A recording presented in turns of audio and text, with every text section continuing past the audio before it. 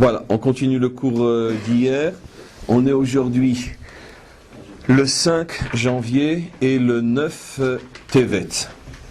Et donc comme on avait déjà prévenu hier, on continue aujourd'hui, on ne sait pas si on continuera demain encore, mais en tous les cas on continue aujourd'hui le cours qui a été commencé hier. Et ce cours donc est pour le mérite des soldats d'Israël, pour la refoua shelema des blessés et pour l'élévation de l'âme d'un des plus grands tzadikim de notre génération, celui qui est tombé hier, sur lequel il est dit que En shum beria yechola lamo de mechitzata, que aucune créature, aucun juif, même les plus grands tzadikim, s'ils ne quittent pas ce monde de cette manière, ne pourront se tenir là où se tient ce jeune soldat qui a donné sa vie pour notre peuple hier, et qui est maintenant à un niveau que même les plus grands tzadikim, lorsque on le verra dans le Olam Haba, environ, si j'ose parler, le niveau que ce juste a atteint en mourant pour le peuple juif. Donc en tous les cas que son âme arrive devant le trône divin et qu'il prie pour la délivrance très très proche d'Israël. Et donc on continue et d'une manière tout à fait providentielle avec la paracha. On voit dans la paracha, ça aurait dû être le cours de jeudi, mais il est devancé à cause des événements. Certainement jeudi, de toute façon, on fera encore un cours lié à la paracha. Mais on voit dans la paracha que Yosef présente ses deux fils à Yaakov, Ephraïm et Ménaché. Et il met donc Ménaché du côté droit, puisqu'il est le Bechor, il est l'aîné naturel. Selon les lois de la nature, il est né le premier. Et il met Ephraïm du côté gauche, du côté inférieur, puisqu'il n'est pas sorti le premier, il n'est pas le Bechor. Et à nouveau va se passer ce qui est d'une certaine manière la trame qui traverse tout le Sefer Bereshit et une partie du Sefer Shemot, l'inversion, c'est-à-dire que le plus jeune veut ou prend la place du plus grand. Yaakov change l'ordre des mains et met la main droite sur la tête d'Ephraïm qui est le cadet et la main gauche qui est la main inférieure sur la tête de Ménaché qui est le Bechor. Yosef s'étonne mais finalement on connaît la suite de l'histoire, c'est comme ça que Yaakov veut, il lui dit Yadati, béni Yadati, je sais mon fils, je sais, ne t'inquiète pas, je ne suis pas en train de commettre une erreur. Et donc bien sûr la symbolique est énorme, on sait que depuis le début de la Torah on nous parle de la lutte entre le pouvoir naturel et le pouvoir spirituel, c'est des vieux cours que j'ai déjà fait des dizaines de fois, ici et ailleurs, que le Bechor naturel incarne, on pourrait dire, la priorité de la matière sur le monde spirituel, et le cadet, qui prend ou ne prend pas la place du Bechor naturel, représente le pouvoir spirituel qui, oui ou non, va arriver à prendre le dessus sur le pouvoir matériel. On pourrait dire une sorte de conflit entre le corps et l'âme, entre la matière et l'esprit.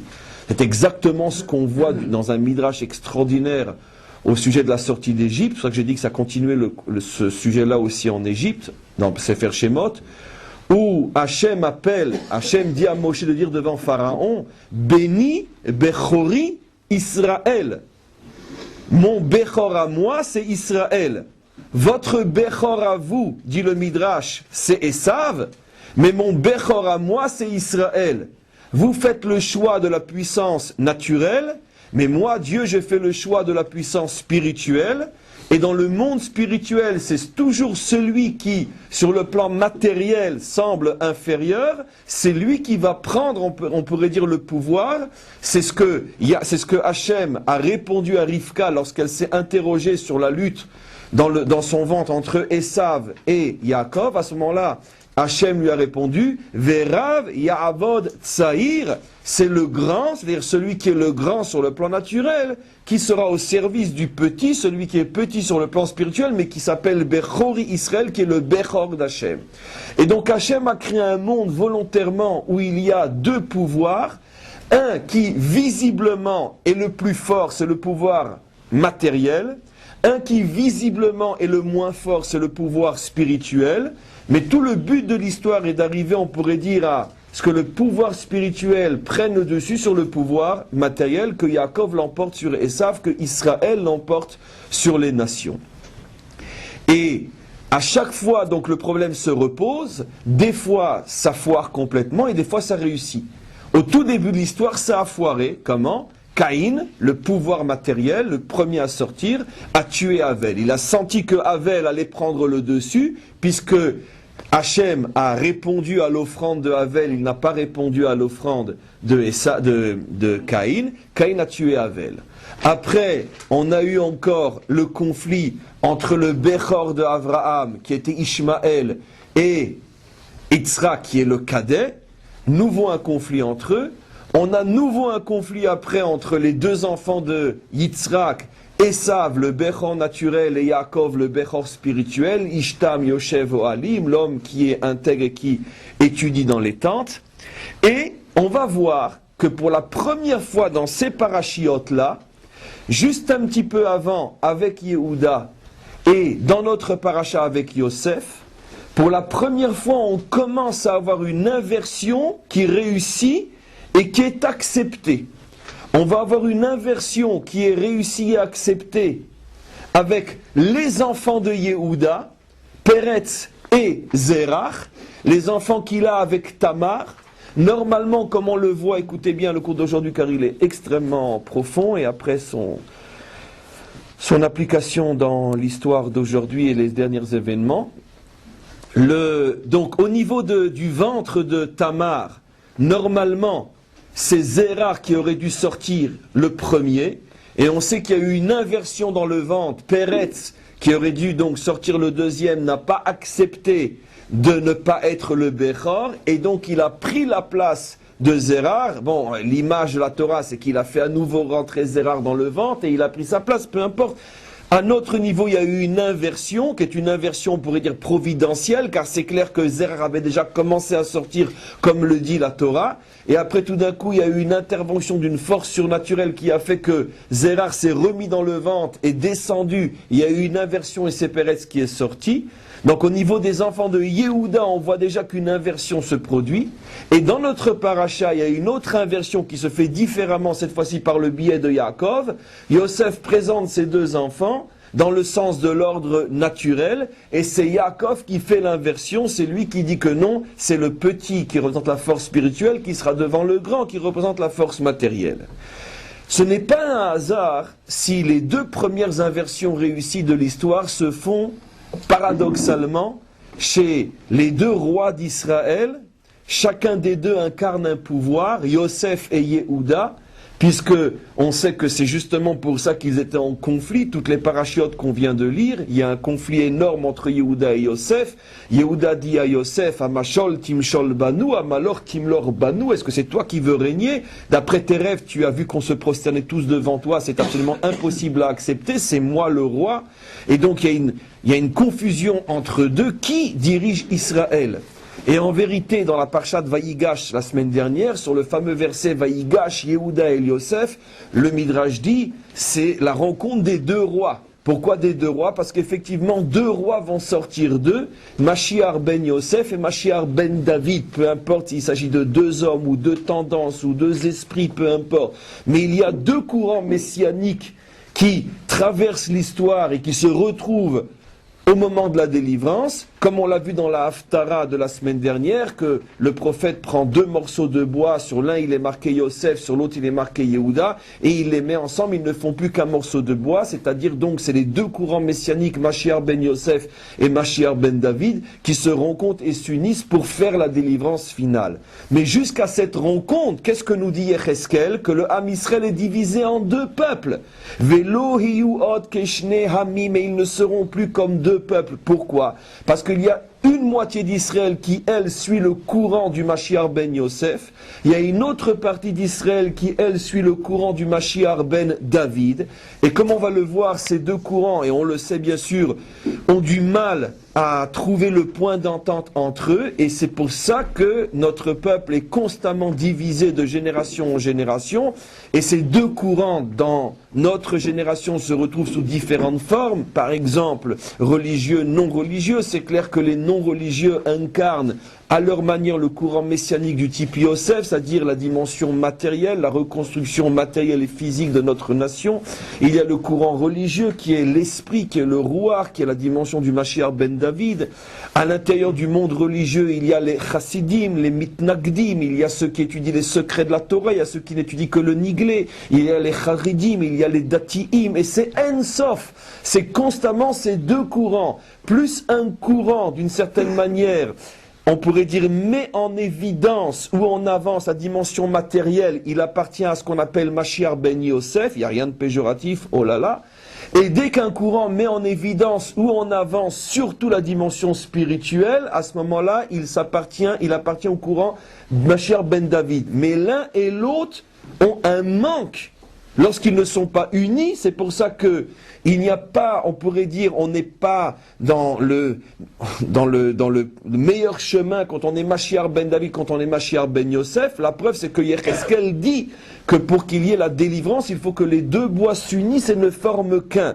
Même si Yecheskel continue à dire que Ve'a David Havdi, que c'est David, mon serviteur, qui sera, on pourrait dire, le roi d'Israël, mais un David différent de celui qu'on connaît aujourd'hui. Un David qui a inclus entièrement la dimension de Yosef. Pas le David qui est séparé de Yosef, le David qui a inclus, donc un nouveau David qui n'a de David que de nom, un juif complètement nouveau que nous ne connaissons pas aujourd'hui, qui est hyper haridi tout en étant hyper impliqué complètement et honnêtement et fondamentalement dans l'histoire matérielle de ce monde. C'est un type de juif qu'on devine de plus en plus dans notre pays surtout, car ailleurs vadaï qu'il n'y en a pas, mais malgré tout la shlemut absolue, on ne l'a pas encore. Selon le cours d'hier, Israël Yiyeh Shimcha, que Israël est un nom vers lequel on va, qu'on n'a pas encore atteint.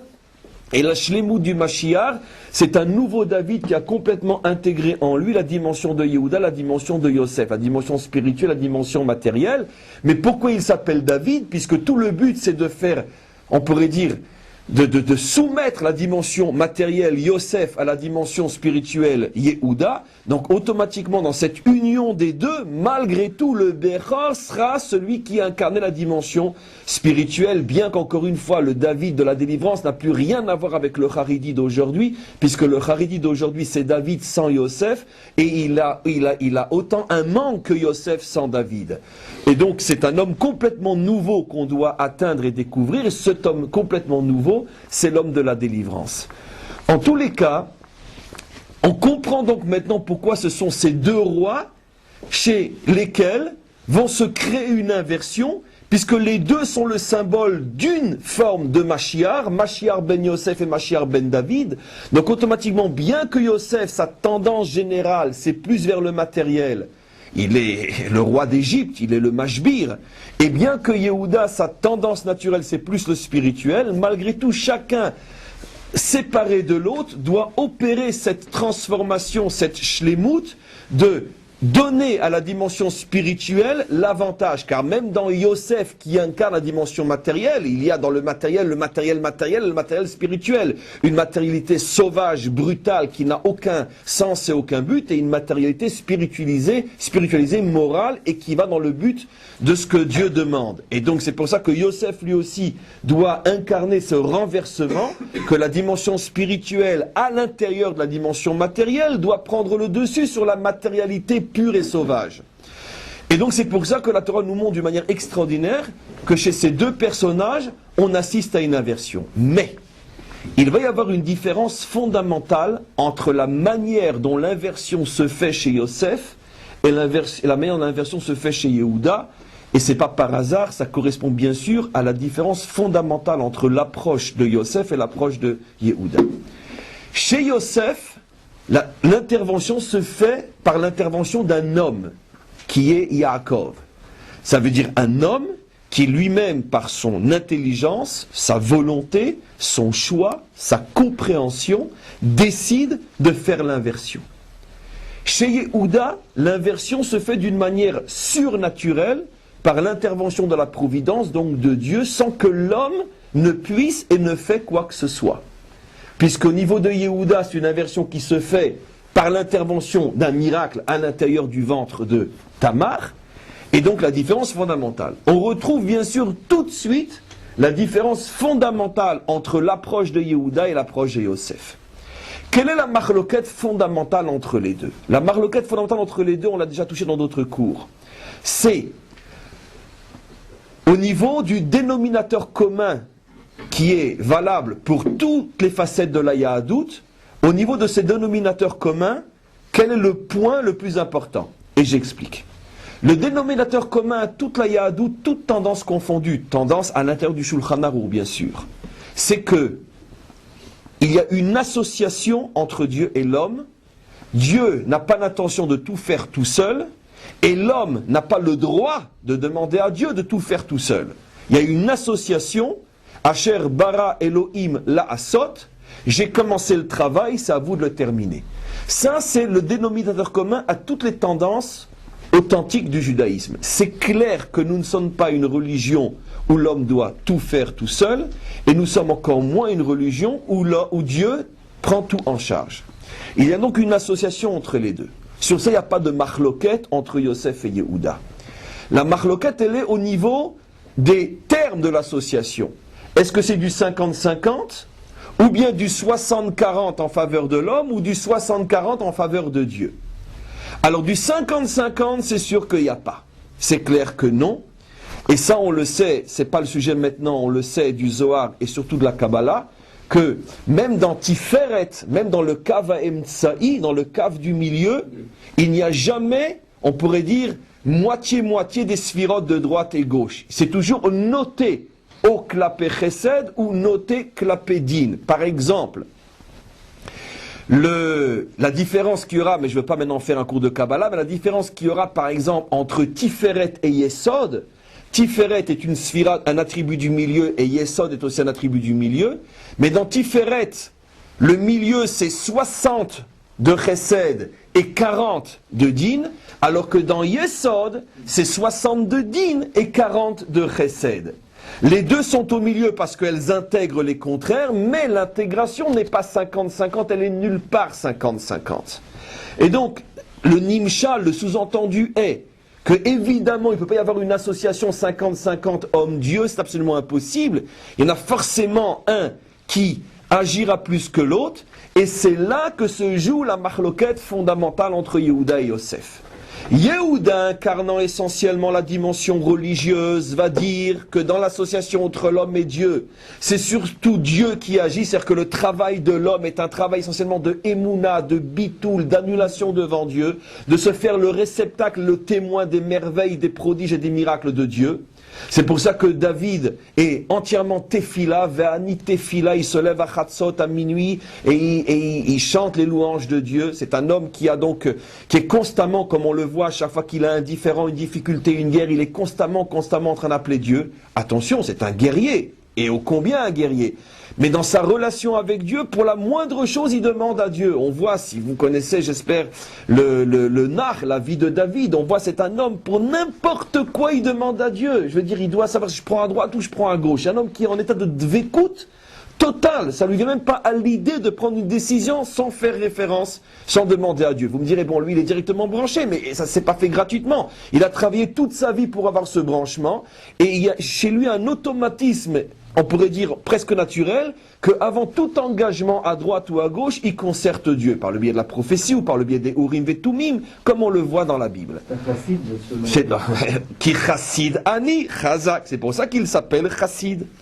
Comme tout au début de la Gemara Brachot, la Gemara demande Vechi chassid aya, en quoi il était chassid. Alors la Gemara cherche quelles étaient les preuves qu'il était chassid. Mais il s'est appelé chassid. C'est d'ailleurs le seul sur lequel on voit dans la Bible, je parle, dans le Tanar, la notion de chassid. Par contre, Yosef, il est tzaddik, évidemment. Yosef, lui, dit non. Dans l'association entre l'homme et Dieu, le Ikar, c'est l'homme, c'est la Ishtadlout de l'homme. Vadaï qu'il doit associer Dieu. Mais c'est l'homme.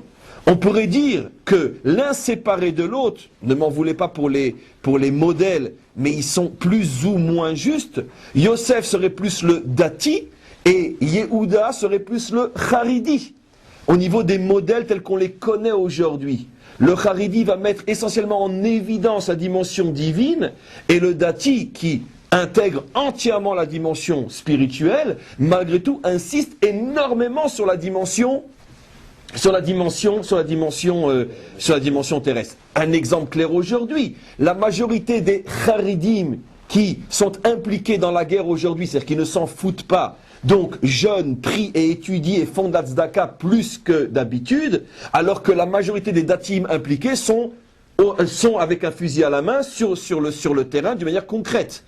Les deux sont avec Dieu, mais les uns ont un fonctionnement plus du type Yehuda, avant la délivrance bien sûr, avant l'intégration des deux, Yehuda séparé de Yosef, où le combat est surtout spirituel, alors que le Dati, c'est la dimension Mashiach ben Yosef, qui lui est surtout sur le plan sur le terrain matériel. Et donc, automatiquement, les deux ont 100% raison, puisque ces deux schémas ont été prévus complètement, depuis le départ. Quand je dis les deux ont complètement raison, je précise ce que je dis. Je dis que le Haridi a raison dans son système s'il jeûne depuis hier, s'il ne dort pratiquement pas et s'il passe son temps à étudier la Torah jusqu'à l'épuisement. À ce moment-là, c'est aussi sa manière de combattre. Mais s'il continue son petit yom-yom, son petit seder de yeshiva et sa cigarette entre deux cafés, c'est évident que Oy va voy. Mais en tous les cas, si c'est un Haridi qui se bat avec les armes dont il possède, qui sont indispensables pour la victoire finale, c'est-à-dire qu'il se tue à l'étude de la Torah au moment où ses frères sont en train de risquer véritablement leur vie, à ce moment-là, il a ce qu'on pourrait appeler la dimension Ben David qui est en lui, qui est la dimension spirituelle. Et on le sait, et personne ne peut le nier, même en sentant Zichrono Lebracha, on peut le dire aujourd'hui, Lapide l'avait reconnu, il avait dit, et je pense qu'il était sincère, je suis d'accord sur le principe qu'il y ait des étudiants qui passent leur vie à étudier la Torah dans ce pays, mais le problème c'est combien. Donc sur le principe, même Lapide était d'accord. Parce que tout juif honnête comprend qu'il ne peut pas y avoir de Ham Israël sans une poignée de fous de Dieu qui se tuent pour sa Torah. Le problème c'est que combien il y en a ? Et qui a le mérite de l'être? Ça, c'est tout le problème, et sur ça est le victoire. Mais sur la notion, on est tous d'accord que cette notion existe. Alors maintenant, donc, on comprend donc pourquoi maintenant l'inversion chez Yosef va se faire par le biais d'un homme. Yaakov, qui incarne justement la avoda de l'homme sur terre. C'est à l'homme de faire l'inversion. Tandis que chez Yehuda, qui est noté beaucoup plus sur le plan spirituel, c'est Dieu qui va faire l'inversion. Chez chacun, la shlemut va être atteinte de la manière dont il conçoit l'existence ou la relation à Dieu. On comprend maintenant, rappelez-vous, cet autre cours qu'on avait fait sur Yosef, les 2 ans de prison qu'il avait pris en plus, parce qu'il avait demandé au Sarah Mashkin. Je crois qu'on n'avait pas été jusqu'au bout, et on n'avait pas véritablement expliqué, mais sauf qu'est-ce qui s'est passé que Yosef a fait cette erreur-là? Surtout après avoir expliqué que c'était apparemment une grosse erreur quand on est de la dimension d'un Yosef. Aujourd'hui, on comprend très bien quelle était l'erreur de Yosef. Parce que Yosef est un homme qui ne supporte pas rester les bras croisés quand il peut faire quelque chose. Yosef est l'homme d'Ati, c'est l'homme du terrain, c'est l'homme engagé, c'est l'homme qui dit oui Dieu, mais l'homme surtout. Et il a raison de le dire parce que c'est sa dimension. Donc automatiquement, lorsque Yosef voit qu'il peut parler au Sarah Mashkin, pourquoi tu veux qu'il se taise? Ah, il aurait dû se rappeler que le Sarah Mashkin est en vérité un voyou, etc. Et que si ça passe par lui, ça va voiler l'action de Dieu. Bon, ben, il était, on pourrait dire, Yosef aveuglé par son ophi, par son tempérament, qui est un homme de terrain. Donc c'est encore une fois, comme j'explique toujours, sa qualité qui l'a fait tomber. Yehuda n'aurait pas pu se faire avoir. Parce que Yehuda, il n'aurait même pas interprété les rêves. Il aurait dit que Dieu se débrouille tout seul. Vous comprenez? Et donc, automatiquement, Yosef a fauté par sa qualité. On comprend donc maintenant quelque chose d'extraordinaire. Yosef incarne l'homme qui cherche la shlemut par le biais de l'intelligence et de l'action humaine, surtout, et tandis que Yehuda est l'homme qui cherche la shlemut par le biais de la révélation divine, surtout. Vous allez comprendre maintenant, grâce à ça, comment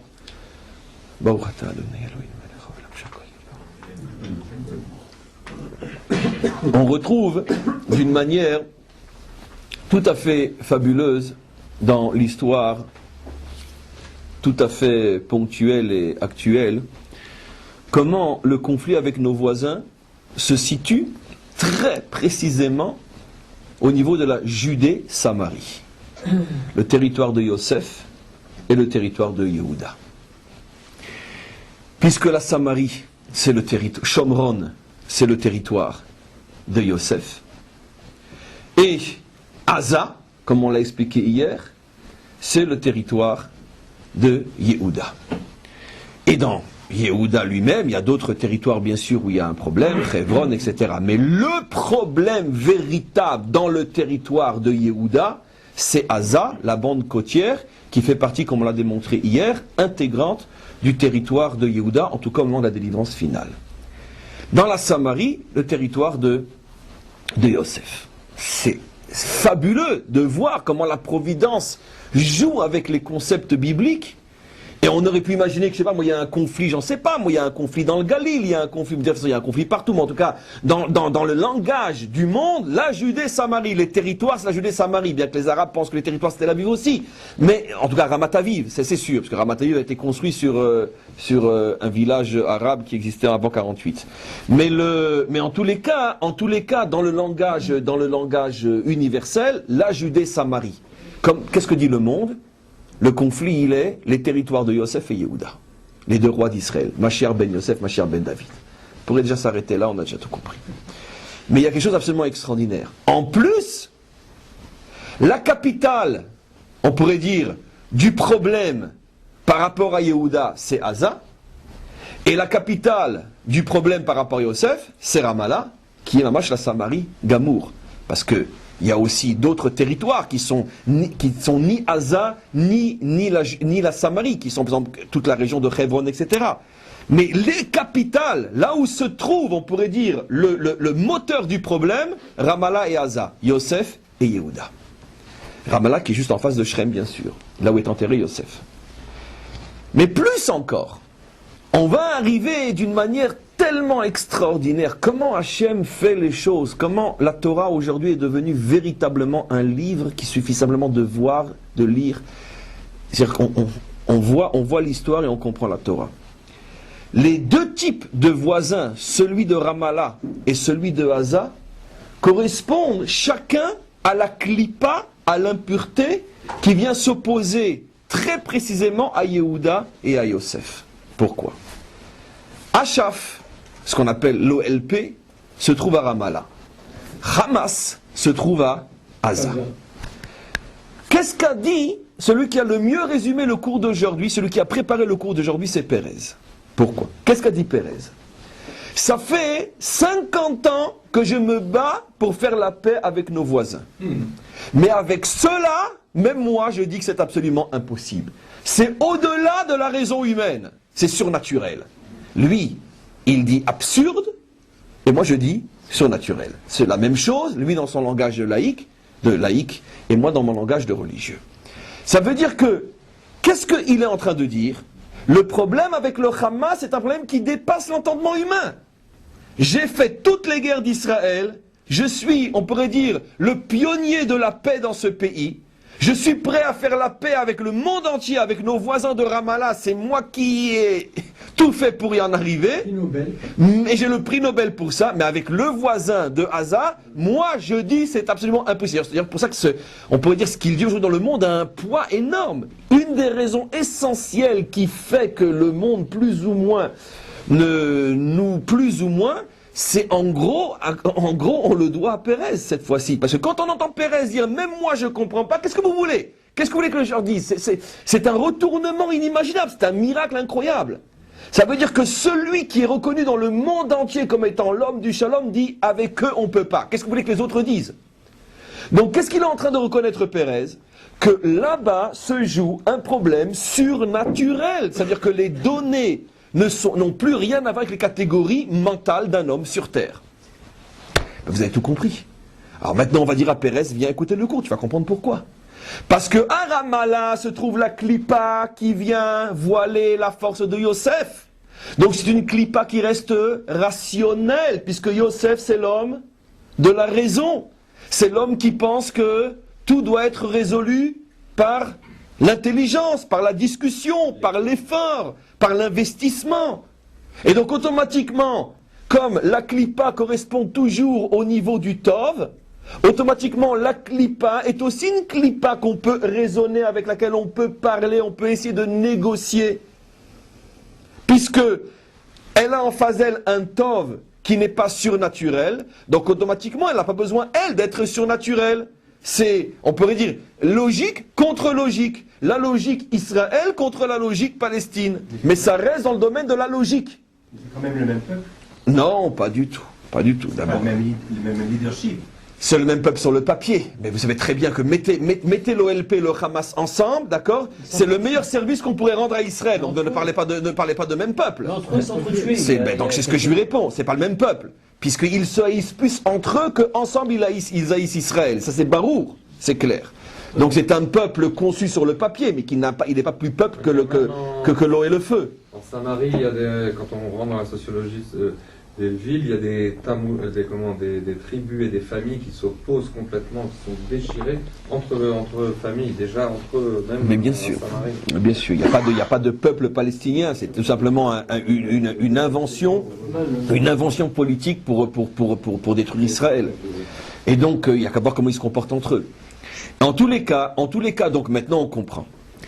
Comme Yosef incarne la lumière du service divin, logique et humain, automatiquement la clipa qui va s'opposer à lui est une clipa qui, elle aussi, d'une certaine manière, s'enracine dans la logique et l'humain, d'une certaine manière.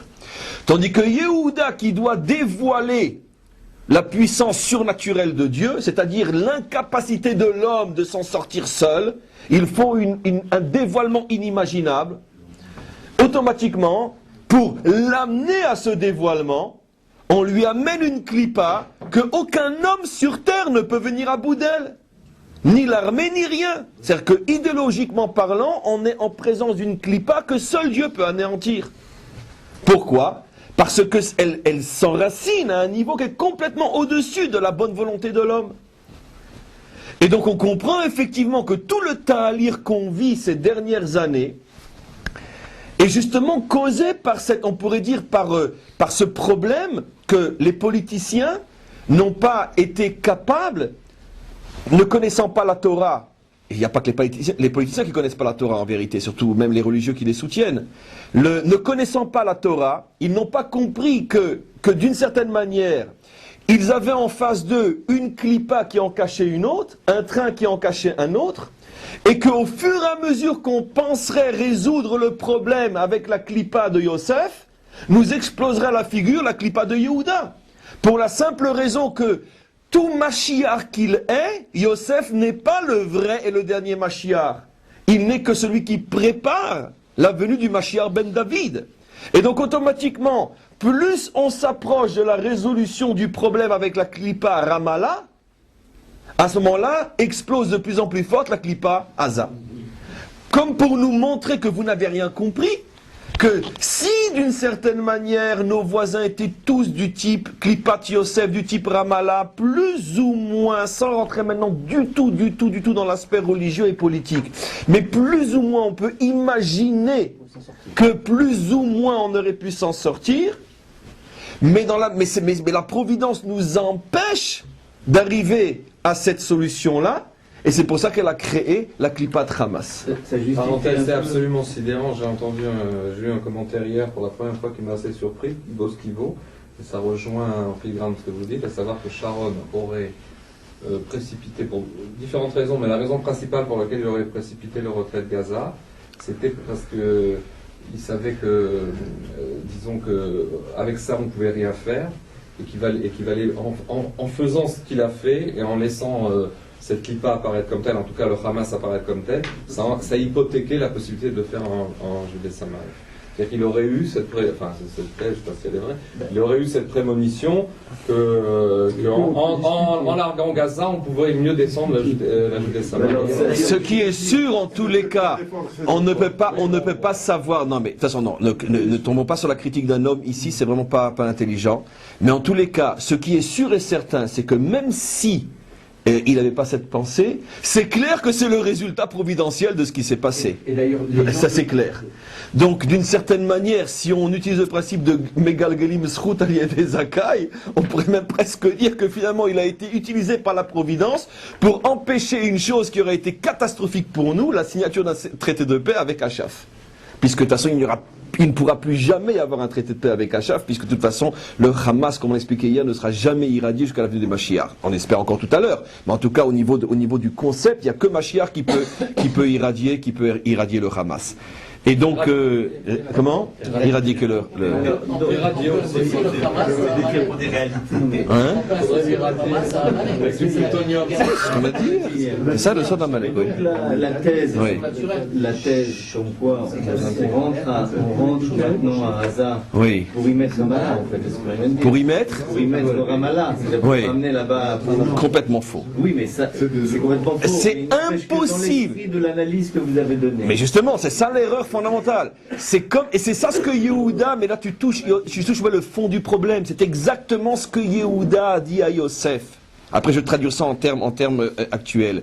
Yehuda dit à Yosef, mais attends, que dans notre histoire, tu joues un rôle fondamental et que on doit passer par toi et que le Mashiach ben Yosef fasse partie intégrante du Ta'alir, d'accord. Mais tu n'es pas l'aboutissement. Après toi, il y a Mashiach ben Yehuda.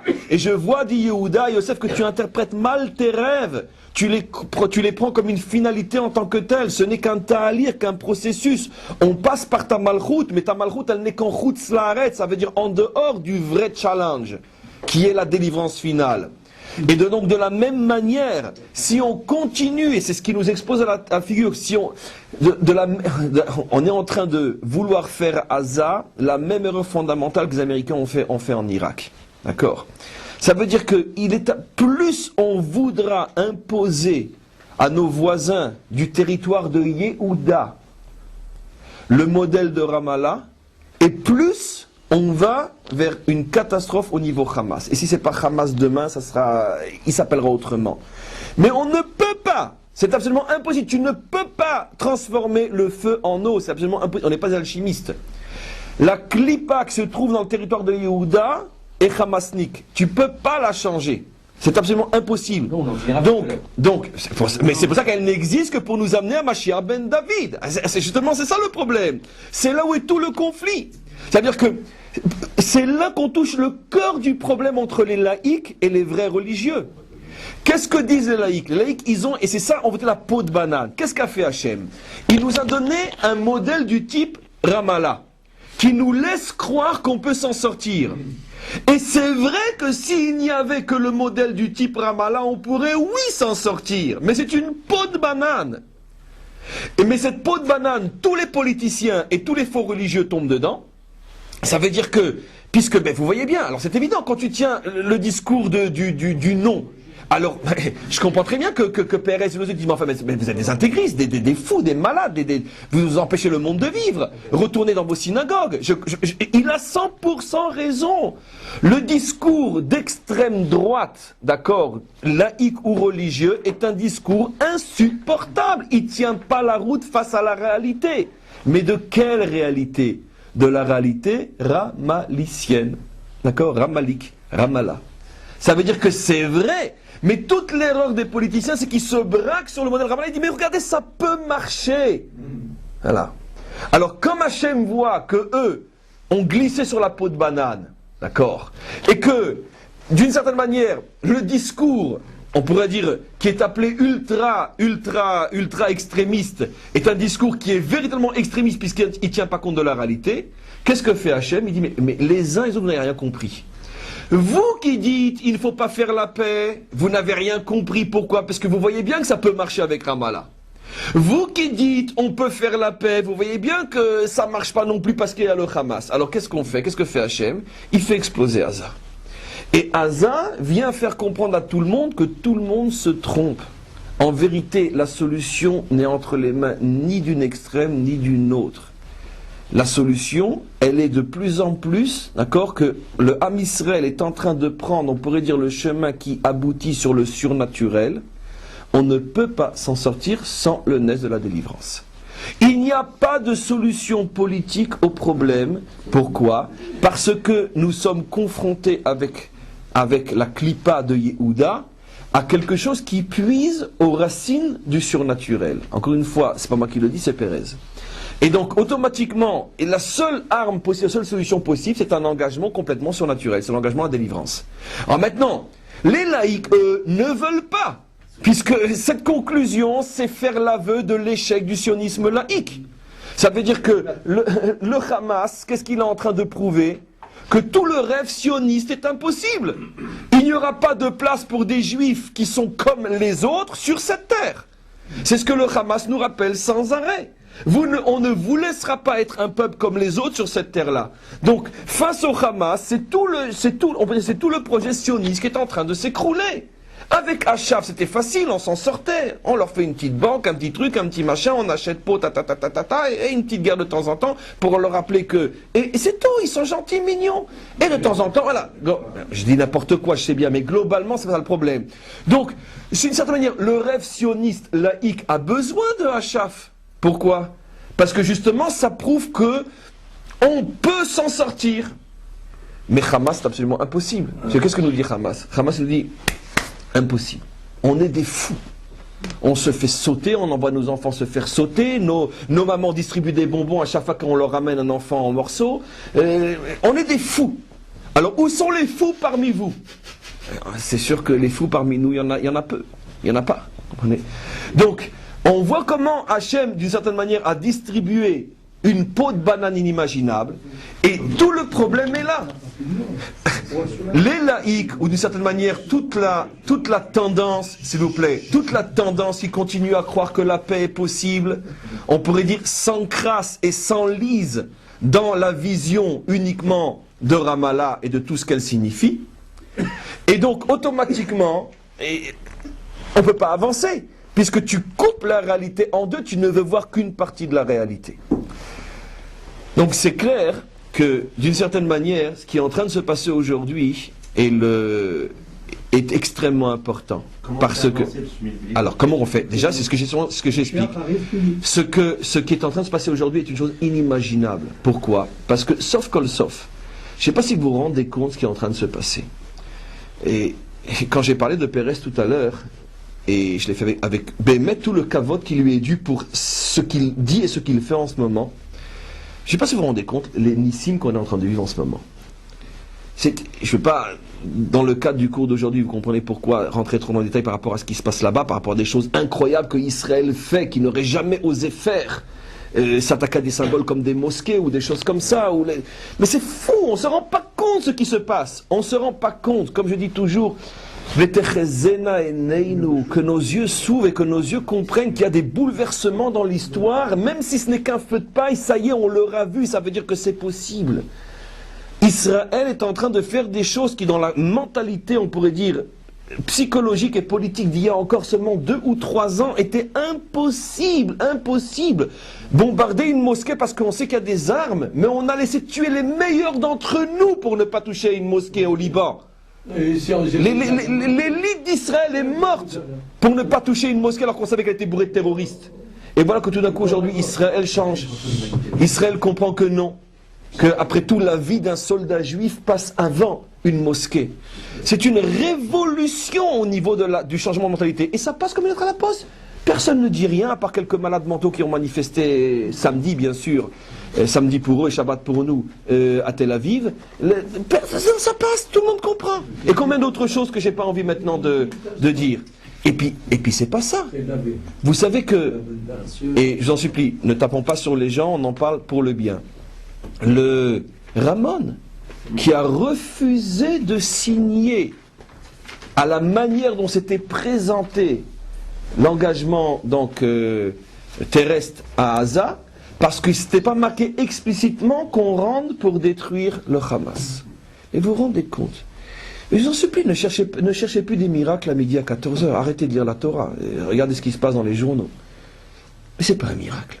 L'un des architectes des pourparlers, un des architectes de la paix, qui vous dit, d'accord, de concert avec son maître à penser Pérez, non, avec cela, il n'y a rien à faire, il faut les détruire. Et si on ne marque pas que le but c'est de détruire le Hamas, je ne signe pas l'entrée des fantassins. Mais vous vous rendez compte ce qu'on est en train de vivre? Mais des miracles, c'est des miracles de la délivrance, ça. C'est des choses absolument inimaginables. Il y a des retournements de mentalité fantastiques, fabuleux. Alors même si demain Ramon redevient Ramon et Pérez, peu importe, on aura eu, on pourrait dire, un sursaut de miracles absolument incroyable, un sursaut de délivrance. Ce qui prouve que dans le fond du fond, on est en train de toucher véritablement dans la délivrance. On est en train véritablement, on vit des événements complètement messianiques, complètement fous. Des choses qui auraient pu imaginer, il y a seulement encore quelques mois, que le père de la paix israélo-palestinienne, Pérez, d'accord, dise avec eux, il n'y a pas de paix possible. C'est-à-dire qu'il admette qu'il y ait une impossibilité de paix avec une partie de nos voisins selon son langage à lui. Ce sont des miracles, ça veut dire que le Ham Israël est en train véritablement de vivre des choses prodigieuses. Et encore une fois, nos maîtres l'avaient tellement compris il y a des siècles que quand la délivrance arriverait, on ne la verrait pas. C'est pour ça que ça fait depuis 2000 ans que 3 fois par jour, un juif dit Vetechezena et Neinu. Fasse en sorte que je fasse partie de ceux qui ont les yeux ouverts quand la délivrance va venir. Parce que ce qu'on est en train de voir sont véritablement des signes de délivrance. Ça veut dire que tout est possible. Yes, we can. Ça veut dire que si un homme comme Ramon peut se retourner et refuser de signer quelque chose parce que c'est pas marqué qu'on va aller jusqu'au bout, c'est pas un retournement du niveau de la délivrance, une chose pareille. Ça veut dire qu'au fond de l'âme juive, il y a déjà, on pourrait dire, les premiers rayons de la délivrance qui brillent. Et c'est pour ça que, finalement, la délivrance se sert des personnages, on pourrait dire, c'est ça le sort de Vénafor ou le Vénafor ou de Purim, que sont en train de se transformer ce qui étaient, on pourrait dire, les irréductibles de tout ce qu'on est en train de dire. Ils sont en train, malgré eux, sans le savoir, de se transformer. Alors, bien sûr, on est encore à vision humaine, bien sûr, très très loin encore, à vision humaine, parce que la vision divine, c'est déjà hier la délivrance. Mais à vision humaine, c'est sûr que le ta'alir semble encore très très long, mais finalement on s'aperçoit encore une fois de plus que tous ces malheurs, d'une certaine manière, nous font avancer vers la délivrance d'une manière inimaginable, d'une manière prodigieuse. Comment s'appelait le prénom du soldat qui est tombé hier ? Dvir. Et donc, imaginez, c'est un événement comme celui qu'on est en train de vivre maintenant, c'est vraiment, enfin c'est évident, c'est vraiment un des derniers shlavim les plus fondamentaux avant le dévoilement du Mashiach. Vous imaginez ce qu'un soldat comme Dvir, le srout qu'il a, c'est inimaginable, on ne peut pas comprendre. On ne peut pas comprendre le srout que c'est, je veux dire, c'est sûr ça paraît pathétique, mais je veux dire, mais on ne peut pas comprendre la grandeur d'une âme choisie pour tomber à la défense du peuple juif dans un moment aussi crucial, avec tout ce qu'il contient comme profondeur et comme symbole, cette entrée à Gaza. Que c'est vraiment que le Ham Israël est en train de rentrer vraiment dans la tête du serpent, dans la clipa la plus forte, la clipa d'Amalek, comme ça a été redit, la clipa la plus haute qui existe, et pouvoir, la mout al kiddush Hashem, donner sa vie pour porter un coup à cette clipa, c'est quelque chose qui est absolument incroyable. On va s'arrêter pour l'instant. Il y a une question ou deux. Il n'y a pas de question, oui. Oui. Non. Oui. Alors allez-y pour les questions. Oui. Les gens de la gauche oui. et laïcs et religieux, oui. ceux qui sont intelligents, raisonnables, tiennent un discours qui est à peu près comme le vôtre. Et oui. Ils disent, nous ne pourrons pas faire la paix, nous ne signerons aucune paix qui tienne la route tant qu'il y aura le Hamas. Eh ben oui, mais bien sûr, mais c'est ça le NES. Mais ce que eux ne savent pas, ce qu'on le dit pour eux, c'est qu'il y aura toujours le Hamas jusqu'à la délivrance. Et que le Hamas est en vérité, sans le savoir, notre garantie que nous sommes obligés d'aller à la délivrance. Comprenez ? Nous sommes obligés. Qu'est-ce qui s'est passé depuis ces derniers jours ? Le parti Avoda a gagné des centaines d'inscrits. Oui. Comment c'est possible ? Des centaines de gens qui se sont inscrits, qui n'avaient pas de carte du parti, qui se sont inscrits en voyant ce que Avoda, leur chef, fait. Mais ils s'en foutent. Depuis quand Avoda s'inscrit quand il est en train de faire la guerre ? Et par ailleurs, le chef de Djihad, hier, il a dit dans une interview rapide que peu importe la quantité de chars et les milliers de chars qui pourraient arriver, même une bombe atomique, il ne les ferait pas partir de Damas. Il l'a dit, Ils n'ont pas peur. Ils n'ont pas peur de nous. ça veut dire qu'ils sont prêts à mourir là où ils sont. Eric, oui. Allez, une dernière question. Je sais pas si c'est une question, mais je pense qu'on peut lire aussi ce que dit Pérez et ce que dit Ramon comme étant le fait que pour eux, le Hamas, c'est justement le grain de sable qui fait que toute leur théorie ne tient pas. C'est-à-dire qu'eux, ils souhaitent qu'ils disparaissent pour qu'après on revienne vers ce qu'a dit Pérez. Il a dit, une fois qu'on aura gagné, quand on aura gagné, il y aura la paix. Pourquoi ? Parce qu'on pourra revenir à ça. Donc, ce qui les dérange dans le Hamas, c'est pour ça c'est que ça fait tomber leur théorie maintenant. Je pense qu'il y a quand même, et on l'a vu avec... Ah, attends, tu viens de dire d'une manière extrêmement juste tout le cours d'une autre manière. Ça veut dire que c'est effectivement ça. Mais il manque une chose. Mais c'est ça le miracle. Au niveau je ne pense pas qu'il s'agit de deux peuples différents. Je pense que le Hamas, c'est la pnimiout de... On peut le dire comme ça. Et que eux, en fait, ce qu'on va découvrir finalement, c'est que derrière même Achaf, à l'intérieur de Achaf... 100% d'accord. 100% d'accord. Qu'est-ce qui est arrivé avec C'est d'autant plus juste que Yehuda est l'intériorité de Yosef, en vérité. C'est le gouffre et la neshama, c'est 100% juste. Qu'est-ce qu'il a fait à Raphaël ? Et c'était aussi un truc complètement incompréhensible, c'est qu'il a refusé, au dernier moment, l'accord qui était... Sur Jérusalem. Surtout, il allait tout recevoir, il a refusé. C'est-à-dire que même à l'intérieur, il y a... 100% d'accord. C'est le djihad à deux vitesses, quelqu'un a dit. 100% d'accord. 100% d'accord. C'est le dernier stade, à un niveau... réaliser que tous les Palestiniens, c'est que le... Donc, je vais te secours sur ce que tu dis, parce que c'est 100% juste. En fait, qu'est-ce que tu es en train de dire ? Que finalement, il n'y a pas de solution possible, parce que dès qu'on a gratté un petit peu Achaf, on tombe sur le Hamas, qui est en vérité l'intériorité de Achaf. Exactement, absolument. Dans ce sens-là, oui. C'est la faute des Absolument, politiques d'aujourd'hui. absolument. Ils ont fait des erreurs Mais même si on les avait pas fait, on peut pas. Leur tir, c'est tout. Si vous voulez pas le dire comme ça. Alors ça serait pas l'union justement des deux morceaux de bois, Mais c'est ça. mais ces deux morceaux de bois dans la clipa. Mais, Et on dit du bois justement, ça se brûle. mais c'est ça. Et c'est ça, Judée et Samarie. Dans le langage universel, la Judée et la Samarie. Alors ces deux morceaux de bois sont pas pour nous, c'est pour les Palestiniens. Mais non, c'est pour nous, c'est la délivrance. Mais parce que cette clipa, en vérité, elle est le reflet de notre incapacité à nous, à unir le corps et l'âme. Justement, cette clipa, en vérité, Achaf Hamas, est le reflet de notre incapacité, ou plutôt difficulté, à unir Yosef et Yehuda à l'intérieur de nous, c'est-à-dire Chilonim, Datiim, Charidim, Misnagdim, Chassidim, etc. C'est ça, en vérité. Ils sont le reflet de notre difficulté à nous unir nous-mêmes. Et pour le matériau qui est le bois, Oui. pourquoi nous on est associés au bois? Comment? Pourquoi le peuple juif est associé au bois? On peut dire ça? Pourquoi il est associé au bois? On est associé au bois, nous? Oui, bien sûr, c'est ce que dit le prophète On Yecheskel. n'est pas associé à d'autres matières? Des dizaines d'autres, mais dans cette profession, on est associé au bois, parce que le bois, c'est le symbole de l'arbre, l'arbre, c'est le symbole de la vie. Si on prend dans la clipa le fait que Yehuda et comment ça s'appelle? Oui. Yehuda et Yosef sont désunis, on l'a vu dans la clipa. Oui. Maintenant, on dit que c'est dur d'avoir Yehuda. Oui, mais on les unit sous la forme de deux morceaux de bois qui deviennent un seul bois. Yosef est comme Yehuda, puisqu'on a dit après ça. Ou Nachon. Est-ce que ce bois, justement, n'est pas là pour se... Non, le bois, vous avez lu l'Aftara comme nous, les deux bois se réunissent et deviennent un seul bois. C'est-à-dire ce ne sont plus deux arbres. En vérité, ça fait allusion, mais et j'ouvre un nouveau cours, ça fait allusion aux deux arbres, Etz Adat et Etz Haïm. Et le but, c'est que tout se réunisse et devient un seul arbre qui est le Etz Haïm. C'est dingue ça, parce que je reprends le fil sur les deux derniers dinosaures de la politique israélienne, Sharon et Pérez. Pérez, il avait dit au moment, il a justifié Oslo en disant il ne faut pas qu'elle ramasse à Gaza. Et alors quand ils sont assis les premières fois à côté d'Oslo, les Arabes s'attendaient, enfin les Palestiniens s'attendaient à ne recevoir que la Judée, que Gaza. Et lui, il a dit Gaza et Jéricho. Et lui, il a dit il faut leur donner Jéricho pour faire comprendre que la solution, elle sera là-bas. C'est-à-dire qu'il voulait arriver à un conflit.